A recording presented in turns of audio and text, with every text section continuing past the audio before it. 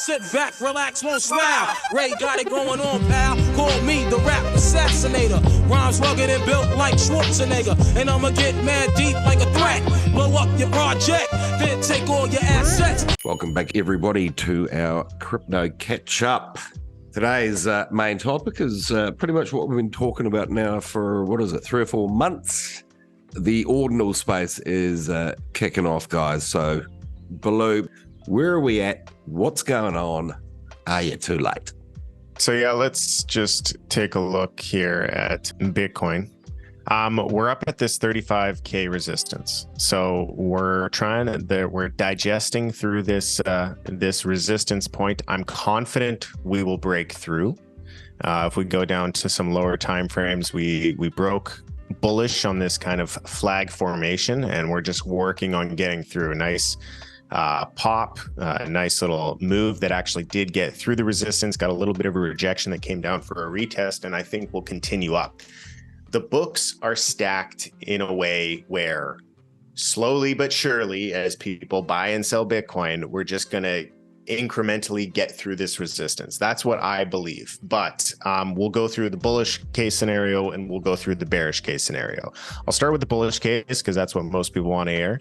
And I think we get through this resistance and basically not encounter resistance until about 45K. Then maybe we begin to get some sort of distributional pattern. Maybe we go for a fake out, something, but we've been rallying for a very long time. We do need to consolidate. We need to build another base. We got to accumulate for a little bit longer. We're also kind of ahead of schedule if we keep heading up. You know, the halving isn't until 2024. I can't remember what month April. It is, but it's April. So yeah, we're a few months away from the halving still.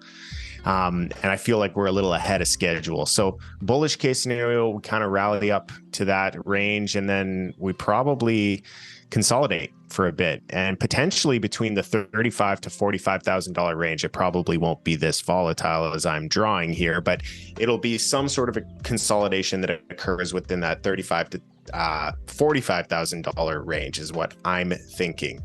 The bearish case scenario is we actually do reject at the level that we currently are at. So that would look something like this, where maybe we get a little pop and a fake out, come back down, and then trade between this $30,000 to $35,000 level would be what I anticipate. The interesting thing that's happening right now is sentiment and FOMO specifically. A lot of people are really feeling like they fucked it up and that they're not in positions. They don't have enough crypto. They don't have enough whatever. They're like, holy shit, all this stuff has moved. The bull market's leaving without me.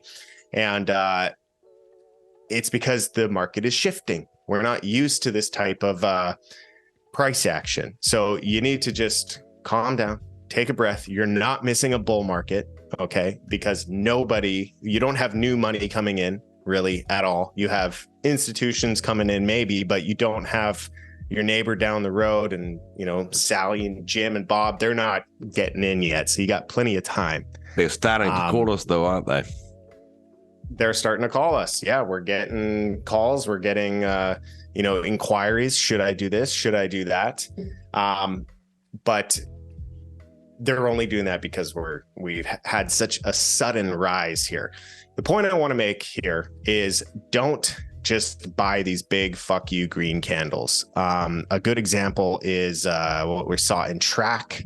Track has just gone straight up, and people are asking, hey, should I buy Track? No, you don't buy Track. You're not buying Track right now. You wait for some sort of accumulation, okay? There has to be something. And even if the accumulation happens at a higher price, ideally we come down and accumulate. That would be the best case scenario. We come down and accumulate, you get an opportunity to buy. Maybe we start accumulating at this level. That would also be an opportunity to buy. Or we start, rallying more and then we accumulate. You have to have an accumulation. If you jump in on a big green candle, you don't have a plan. And, cycle from a cycle point of view, maybe it's okay. Maybe it's okay to, accumulate some. What's the difference if you're getting it at $1 or $2 or $5 if it goes to 100? You could have that mentality, but the volatility of the downside would test your conviction quite a bit. Yeah. If you bought at $1 and it retraces to 30 cents, you are certainly going to be tested on your conviction. And it's the emotions that kill money in trades. So yes, big picture, it might go to higher levels, but what is it going to be in the midterm with your positions and the volatility? How are you going to be handling that emotion?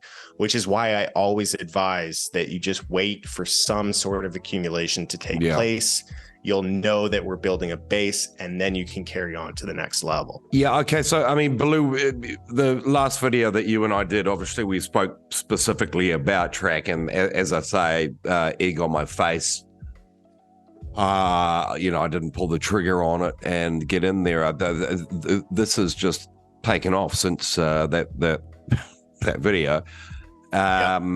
What can you tell us about the actual volume? I mean, how many players are really involved here? Is this a thin market? Can a couple of players taking profits just drop this thing dramatically?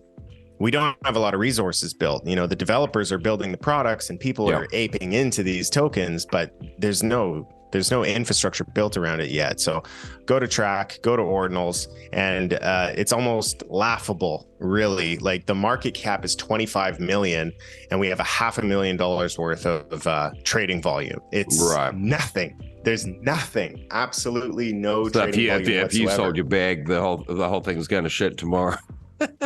I wouldn't be able to sell my whole bag. Yeah, period. Exactly. End of story. I wouldn't be able to sell it. That's the point. There's just not enough liquidity. We were talking last night. I guess that's what we really want to convey to the community today. Maybe, Jesse, you can sort of talk a wee bit on that topic about FOMO, about managing your emotions in this market. This is your third cycle. As someone who's been primarily an investor, in other words, and not doing a whole lot of trading, it's been fun to kind of dabble into quote unquote trading. The act of using what I've learned in terms of controlling emotions, the way Baloo was talking about, it's already shining through. Like earlier, I told you guys that my first punt into the trading game now was Otakon, right? I'm sorry if Otakon's listening. I don't really care about Otakon. I just wanted to start getting into this act of putting in money and then seeing what happens. So what happened was, I'm just going to use CoinGecko because, Otakon's so young. I don't even know about these other charts, but they don't even have the day that I bought in, which was October 26th. But I got to watch it go very quickly go up, and I was like, "Oh, cool, that's fun!" Like I made a good choice. I put in, how much did I say? I put in $388. And then so around November 3rd, I took out profit, right? So I took out a little over $1,000, leaving a couple more $1,000 still in Otakon to do whatever the hell it's going to do. And then I put that $1,000 into Ordinals. And I'm looking at it now, and recently Otakon, if you look at it, it's been, I don't know if you call that, at one point it looked like it was consolidating, and now it's just kind of slowly going down. I'm not sure what's going to happen with it. This is my point, is that I'm having a little success with it, and that's completely due to just moving things around based on what you're seeing. Whereas I might have just, in the past, I would have just kept maybe putting more into Otakon and then not taking anything out and watching it slowly perhaps go down. What you said there is you took more than your initial investment out. I mean, Baloo, as our trader, maybe talk around that point. I think the biggest thing in trading is controlling your emotions. Any tool that you can use to control your emotions is going to help you be a better trader. So playing with house money is a fantastic way. Jesse said, in the past, he would have kept adding to the position, adding as it went up. Now you're compounding your emotions on the way up. then it takes a dump, you've compounded your emotions 100x, you make a poor choice. Whereas if you're just, moving through the market, oh, this looks cool, this has potential, let me kind of dollar cost average in while nobody's talking about it, and then it takes off, well, now you're in a really, really good position because you're allowing the market to come to you, the market is carrying you forwards, and you take all the risk out. Now you have a position in Oticon, and it cost you nothing. And you get to sleep at night of a bull market. Yeah. Sleep's a very good metric. They say the appropriate position size is going up to the point where you can't sleep and then taking money out. I thought it was a really interesting point that you made, which was that, let's say you're looking at track and you said, no, you don't invest now. I mean, it's doing this, like you wait until it's consolidating. And my very, very initial thought was, oh, but it's all right if they do, even if it goes down, because it'll probably go back up. But you made a very interesting point, which is like, yes, but nobody wants to put money in and then watch it go down 80%, regardless. And I don't know what the words you said, lowers your conviction or lowers your... It's going to test your conviction. You're going to feel like you made the wrong choice, even though on the macro you didn't. But money compounds your emotions. And if it goes down on you, that equates to I was wrong, even though you probably aren't. Things are popping off. We're seeing some massive gains, and even some of the better known projects doing 20, 30% in a week. What's changed? Why is that happening? I just feel like now whoever is behind it, AKA Larry Fink and the like, but especially Larry Fink himself, who seems like this dark overlord, is pushing this vibe of Bitcoin, baby. I mean, he's starting to sound like the president of El Salvador at this point. And people listen to him. And it's kind of like when he keeps saying flight to quality about Bitcoin, it's like, well, then there you go. It's been, and it was said, and let there be light. And I think that's a massive part of it. And it just can't be understated how important it is that if major institutions are saying yes, and then magically the government says, hey, Gensler, fuck you. You have to say yes now. I know that we've been letting you dick us around for so long, but now you have to listen. Was that BlackRock and Larry Fink being like, guys, it's time to tell Gary to wrap it up? I think everyone's wrapped Gary up at this point. But for some reason, that wasn't, for the longest time, he was this it big... It wasn't the narrative. He was the gatekeeper, the arbiter of all power, and he was all that mattered. That's yet another illusion that we live under, that like the people we see that say what is and what isn't are the main ones in charge. Nope. Fireworks are yet to come, and exactly as you say, now's the time to learn about your emotions, learn about you, because if you can't handle this little mini pump, when it really kicks off, that's when it matters. Yeah. Okay. Moving on your left, and shut it off, get it off, let it off like a gat. I wanna break food, cut me back. Small change, they putting chain in the game. I take game and blow that nigga out the frame, and like bang, my style